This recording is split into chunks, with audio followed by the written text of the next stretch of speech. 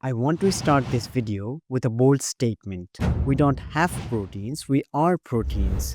Proteins that learn to think, proteins that learn to feel, everything else.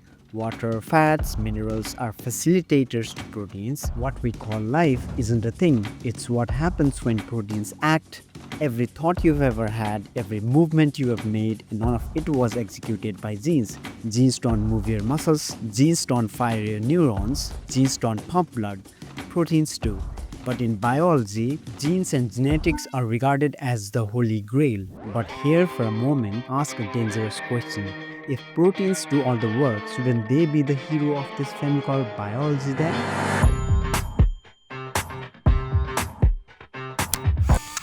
When I say hero, I mean what's the central axis around which biology rotates and by extension life operates. When we want to do something, we are directly signaling for proteins to change shape. This means the structure of proteins is directly related to the function it wants to perform. And it's because we often start studying proteins from their building blocks, the amino acids, we end up with structures and representations like this. Let's scrap that. Instead, think of proteins as nature's machines. Machines are designed for specific tasks, with shapes and structures that directly enable those tasks. This unites structure and function into a single concept, and to understand how proteins achieve this and why they might be the hero of biology, I want to show you a core concept we use when designing our machines. So, this is a fan, and its sole purpose is to blow air. As designers, we want it to be as efficient as possible. If we rotate the blades slightly, we will experience more or less air depending on the direction of the rotation. If we plot the rotation of the blades against the energy cost for producing a certain air gust, rotation of the blades will determine the energy cost and how efficient this fan is. If we rotate individual blades one at a time, for each blade there are specific low energy configurations that can only be achieved by moving that blade. This is a local minimum. Eventually, we figure out the highest efficiency of the fan configuration. This is the global minimum. But wait, what if the air is moving in this direction? Then the efficiency curve will change and will require a slightly different blade design. So we can agree on two things here. One, design optimization seeks configurations that allow a machine to perform its intended task with maximum efficiency, meaning the design naturally converges towards forms that minimize energy cost for the required output. Number two, it's not just the isolated entity of the fan itself that determines the maximum efficiency output, it's also the external factors.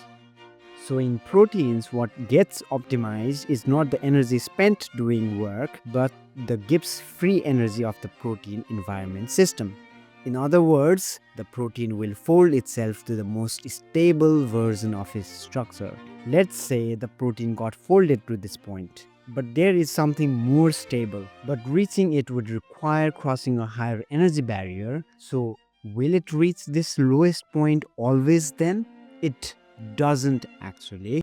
That is why we could have different stable and relatively stable structures for proteins. And this is very important for the function of proteins. Life is flexible and proteins are built with that flexibility, allowing them to respond to variable inputs. And what about the shape change when, let's say, triggered by a ligand or a different molecule? That's where the analogy of direction of wind comes in. When we are looking at this graph, we are not looking at the energy state of this isolated protein, but in fact the protein and the situation it's in may be surrounded by just water molecules or maybe in contact with a ligand.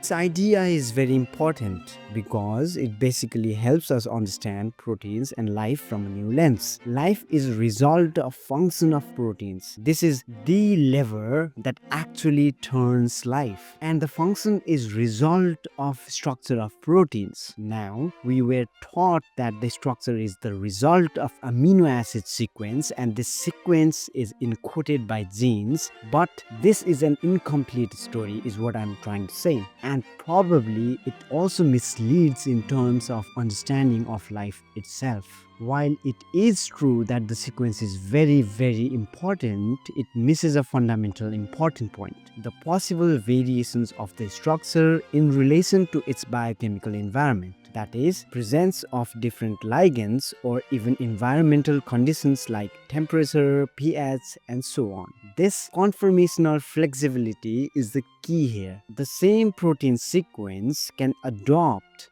different shapes, and different shapes will enable different pathways of biochemical processes, which means in zoomed out view, the function of proteins, cells, tissues, organs, and life itself is an emergent property of structural flexibility of proteins, making proteins the primary control interface of life itself. Everything else, while very important, arises from the shift of protein structure. And to top it all off, this shift of protein structure is governed by fundamental laws of physics. Systems spontaneously evolve towards lower free energy states. Add a ligand and you change which conformation becomes energetically favorable at any given moment. So, coming back to our original question, it's up to you to determine who is the hero of this film called biology.